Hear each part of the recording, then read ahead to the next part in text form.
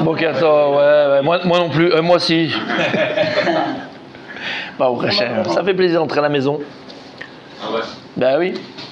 Le ta'am des vacances, c'est quand tu fais quelque chose avant, quoi. Quand tu as rempli quelque chose de ta vie, yesh ta'am, au repos. Nachon ou pas nachon? Exactement. On y va, on est reparti? Allez. Allez, Bezrat Hashem. On continue la shtika, messieurs, la shtika. On était à la shtika, le silence. Comment? Et il dit comme ça.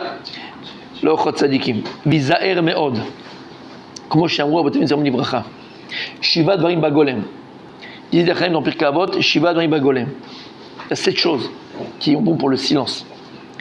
ו7 בחכם. חכם אינו מדבר בפני מי שיגאל ממנו בחוכמה ובמניין. Quelqu'un d'intelligent, c'est quelqu'un qui ne parle pas devant une personne qui est d'un niveau d'intelligence supérieur à lui, ou quelqu'un de plus grand que lui, dans l'âge.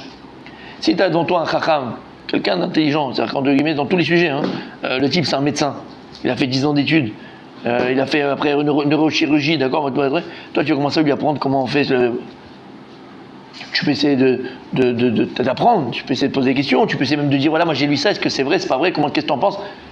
Mais si on pose une question, le type il est médecin, toi tu réponds à la place du médecin. Ou Béminian, même l'âge, ça s'appelle le respect. Tu parles pas devant quelqu'un qui est plus âgé que toi. D'abord, tu le laisses répondre. D'abord, tu laisses la personne qui est plus âgée. Et après, toi, tu parles. Venon nichlas lo divrei chavero, ça on en a parlé. N'interromps pas les gens qui parlent. Il y a des gens, leur kiff, c'est d'interrompre. Tu es en train de parler, ils t'interrompent. N'interromps pas les gens. C'est parti de la shtika, c'est parti de la chokhma. Quelqu'un d'intelligent, c'est quelqu'un qui laisse parler les autres. Venon nichlas lo divrei chavero. Venon nival le'ashiv. Pareil. Ne t'emporte pas à répondre impulsivement. Ne sois pas impulsif dans tes réponses. Réfléchis. Tu as posé une question, il y a une discussion. Réfléchis, analyse, juge. Une fois que tu as fait ça, tu peux parler. Non, impulsif. Tu parles, tu fais, petit truc, sans réfléchir. Shoel Kenyan, Meshiv Ka'alacha. Si. Ça, je posais les questions qui correspondent au sujet de la discussion.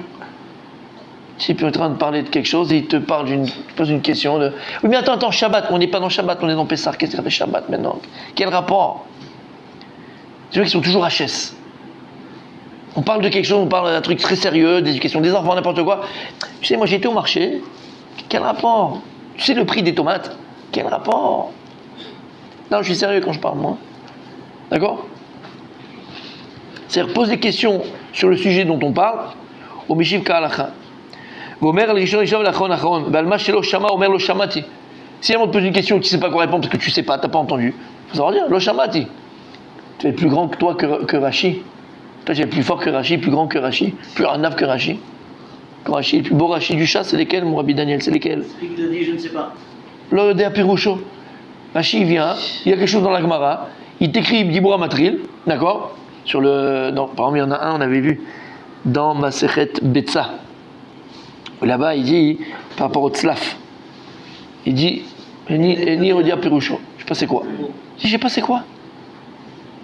Alors, Rashi, si tu sais pas c'est quoi, ne le commande pas, je sais pas, ne dis pas, non, il te met Dibura Matril, il te dit, je te dis que je sais pas. Quel anava. T'as compris ce que ça veut dire? Rashi, il a pour expliquer la Gemara. Donc, si tu n'as pas l'explication, n'écris pas, avance, ça, tu ne sais pas, tu sais pas. Non, il va te l'écrire pour te dire, je sais pas le pirouche. Je sais pas l'explication. Nous, on n'aime pas dire qu'on ne sait pas. Alors, même quand on lui pose une question qu'on ne sait pas, on va essayer de farfouiller le truc. Oui, bien sûr, tu fais comme ça, tu fais comme ci, tu fais comme ça. C'est un peu comme il y avait le Covid. Le type, il était médecin nutritionniste et il te parle du machin, du vaccin, du truc. Tu sais pas faire malin, ça. Tais-toi. Aujourd'hui, il y a une mode, tout le monde sait sur tout, on sait tout de tout. On parle de tous les sujets, on est tous spécialistes. Alors, on est spécialiste en géopolitique, on est spécialiste de la guerre, on est spécialiste en médecine, spécialiste en restauration, on est spécialiste en tout. C'est vrai, c'est pas vrai, Rabbi Daniel, on est spécialiste en tout. Ça montre le niveau dans lequel on est arrivé. Au modèle à émettre, le plus important c'est modèle à émettre. Quelqu'un te dit une vérité, sois modèle, reconnais la vérité. On a une discussion, et finalement je me rends compte que tu as raison. On n'est pas en train de se battre. Je veux savoir la vérité, je veux savoir c'est quoi la vérité de la vérité. Donc si tu as raison, son modèle à émettre, c'est dur tout ça. Parce que tout ce qu'on va dire, ça se touche à notre ego. Donc c'est dur d'admettre. Si ta femme, des fois, elle a raison, c'est rare, je veux bien le croire, mais si une fois elle a raison, chérie, t'as raison. Oui. C'est rare, mais des fois ça arrivait. Des fois ça arrivait. Moi, je vais te dire, hein, surtout quand elles parlent de nous, elles ont souvent raison. Elles nous connaissent bien, nos femmes. On peut mentir à tout le monde. Je peux te mentir à toi, Daniel, je te fais le beau gosse, je fais le sadique, je te fais machin. Je peux faire ce que je veux. Mais ma femme, elle sait ce que je suis. Ma femme, elle sait qui je suis. Elle connaît mes qualités, mais elle connaît mes vices. Donc tu peux pas... Quand ta femme te dit quelque chose, écoute, en général, hein, écoute. Écoute, quand elle parle de ton caractère, de ce que tu fais, de ce que tu es. Enfin, ouais. Pareil, et vice-versa, hein, on parlait de vice, mais vice-versa, c'est pareil. Mais là, on parle de nous, parce qu'on est là. Je parle des hommes, je parle à moi-même. Donc quand j'ai... Oui. Je vous interromps, ce qui serait bien. T'as pas compris, hein? T'as pas compris, toi, par contre, hein? C'est fou, hein? Ça va pas durer longtemps, hein? Attends, il va faire les quatre. Donc, vous avez il va faire un sujet. Mais j'ai une question, le bateau, finalement. Non, je rentre dans votre sujet de vos femmes. Je plaisante, bien sûr. Vos femmes, je suis très touché, je sais. D'où t'es au courant, toi? Vos femmes, il a dit, d'où il est au courant? Oh, mieux informé que moi. Allez. Vous avez peut-être... Je me permets parce que je vais avoir 50 ans de mariage. Donc c'est pour ça que je vous en parle. Mazel tov. Mazel Ça tov. fait que chaque personne ne connaît pas complètement, et tant mieux, sa femme. Et sa femme... À 100%, badaï, on n'a pas dit. Pourquoi? Parce que, au moins qu'on garde encore cette petite lueur d'espoir ou de bagarre, mais au moins qu'il y ait une petite lueur de... Bevadaï, encore heureux. Mais en tout cas, si ta femme te dit quelque chose, écoute-la. Parce que ce qu'elle te dit, c'est qu'elle le connaît. Après, il y a une partie de nous que personne ne connaît. Voilà, par Kadosh Baruch Hu. Et ce que je dis, c'est que la partie qu'elle connaît, écoute-la. Oui, c'est sûr. Lech לפעמים בגולם. אמר חכם, מי שמדבר בחוכמה בהשכל כמלח בתבשיל. Quelqu'un, lorsqu'il parle, quelqu'un qui parle et qui dit toujours des choses intelligentes, ça ressemble à quoi? Comme le sel dans un plat. Moi, j'ai un plat qui n'est pas salé, il n'a pas de goût, il est fade.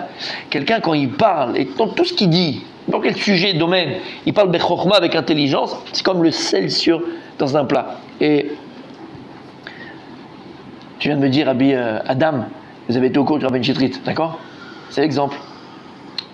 Quand quelqu'un il parle bessechel, tout ce que tu dis, c'est dans tout ce qu'il dit, il y a une chokma. Quand il fait son cours, dans tout ce qu'il dit, il y a une intelligence. Tout ce qu'il dit, il y a une réflexion. D'accord? Il a un goût. Il y a un goût quand il parle, Rabbi Chitrit. Vous voyez ce que je veux dire? Il y a un goût. Alors que des fois, tu vas avoir un... Bon, tu fais, on ne fait pas de oui, meilleur, pas meilleur, on ne fait pas de ça. Mais tu vas écouter quelqu'un d'autre, c'est fade. Et là, c'est fade. Il n'y a pas de goût. Et donc, Abraham dit, prie Sarah et allez voir Sarah. On a fait tout ça. On était au Gan, fils. T'as pas autre chose à me vendre? Et là, Moïse, devant le mont Sinaï, se tourna vers le peuple et dit, ô béné Israël, maman, viens me chercher. T'as compris ce que je veux dire par là? Quand tu dis des mots chacham, quand tu parles avec chokhma, ils ont un goût. Tes mots, ils ont un tam. En fait, on avait expliqué plus d'une fois qu'en hébreu, le mot tam, il a une force extraordinaire. Parce que tam, c'est le goût, mais c'est aussi la raison. Pourquoi? Quand quelqu'un en français, il te dit « j'ai plus le goût à la vie », en fait, qu'est-ce qu'il veut dire par là? J'ai plus de raison de vivre. Le goût, c'est la raison. Quand tu fais quelque chose, la raison, c'est le goût que tu as à le faire. Il y a un goût dans le couple, donc il y a une raison. Il y a un goût à aller travailler, donc il y a une raison. Il y a un goût à l'étude de la Torah, donc il y a une raison. Vous comprenez? Quand tu parles, les mots qui sortent de ta bouche, ils doivent avoir un goût. Mais pour qu'ils aient un goût, il faut qu'ils aient une raison. La raison, c'est le raisonnement. Tu vois, tu fais, il part dans tous les sens, tu comprends pas ce qu'il est parti d'un point, il est parti dans l'autre, tu sais même plus où c'est. Il y a un raisonnement. Le raisonnement, c'est la raison. Et la raison, c'est le goût. C'est clair? Ok. Et il dit le Rav, il dit, il y a une grâce dans les paroles des personnes intelligentes qui parlent. Il y a une grâce, il y a un chen. Il y a un chen. Exactement comme il dit quelque chose, des bijoux en or. C'est beau de regarder un bijou en or. Il y a un règne, il y a un délice. Pareil, on peut se délecter des paroles de quelqu'un. Quand ils ont un goût. Et comme on a dit, le goût, c'est la raison, il y a un raisonnement dans ce qu'il dit. Par contre, l'intelligence d'un abruti, il n'est pas intelligent, elle est méprisée, méprisable, et on ne l'entend pas, on ne l'écoute pas. C'est-à-dire que cette personne, elle n'a aucune influence. Aucune influence. Klalo shel davar, on termine pour aujourd'hui. Klalo shel davar. En résumé, il dit le Rav. Adam ose delet lipitro yeshlo ed lifto aved lisgor. Magnifique. Quelqu'un qui fait une porte à sa maison, la porte elle est là pour des fois l'ouvrir et les voilà fermée. Et bien c'est pareil. C'est pas moi, c'est le Rav qui dit ça. Des fois il faut savoir l'ouvrir et des fois il faut savoir la fermer. Car isgor dal tepiv. Comme ça tu travailles avec ta bouche, tu as les lèvres, c'est comme ta porte. À ton intelligence ou à tes bêtises. Des fois il faut savoir ouvrir la porte, ouvrir sa bouche, et des fois il faut savoir fermer sa bouche. השפתיים והשיניים והיזהר מאוד לפתוח פיך ושמור לשונך כמו שתשמור כסף וזהב ומרגליות בחדרי בתוך התיבה ותעשה מסגרת. La langue tu l'as gardée comme si tu avais une caisse, d'accord, de trésors où il y a là-bas de l'or, de l'argent, des diamants, la langue, mais la bien fermée dans ta bouche avant de, comme on dit un dicton français, tourner sa langue 7 fois. Car t'as les picha. Regarde dans la Gemara combien d'histoires on voit des chachamim qui disent attention de ne pas parler des choses futiles. Et plus tu vas garder ta bouche, regardez, très souvent on cherche à se dire mais comment je vais pouvoir prier un peu plus de kavana, plus d'intention, plus d'intensité, plus de réflexion dans ma tefila. Il dit le Rav, plus tu vas apprendre à garder ta bouche et ta langue pour parler des choses intelligentes, plus ça va aussi aider dans ta kavana et dans tes intentions et tes intensités de prière. Parce que la majorité du temps où tu perds le fil de ta tefila, c'est parce que tu t'es habitué à dire des choses bêtes et donc à y penser après. Et donc ton esprit part dans tous les sens. Mais si tu fais attention à ce que tu penses, donc ce que tu dis, automatiquement, tu sais contrôler ta pensée. Et en fait, il te dit que le silence, c'est le plus grand, comment on dit Gader barrière, exactement, à la crainte du ciel. Parce qu'en fait, tu ne peux pas avoir, tu peux être tu peux avoir la crainte du ciel, avoir l'Irat Shamaim, si tu es quelqu'un donc, qui pense à beaucoup de choses, qui parle de beaucoup de choses, bétélim, de choses futiles. Plus tu te remplis de choses futiles, d'accord, de choses qui ne servent à rien, plus tu auras tendance à perdre tes Irat Shamaim. Plus tu gardes ta bouche, plus tu gardes tes pensées, plus tu as la crainte du ciel. On continue demain.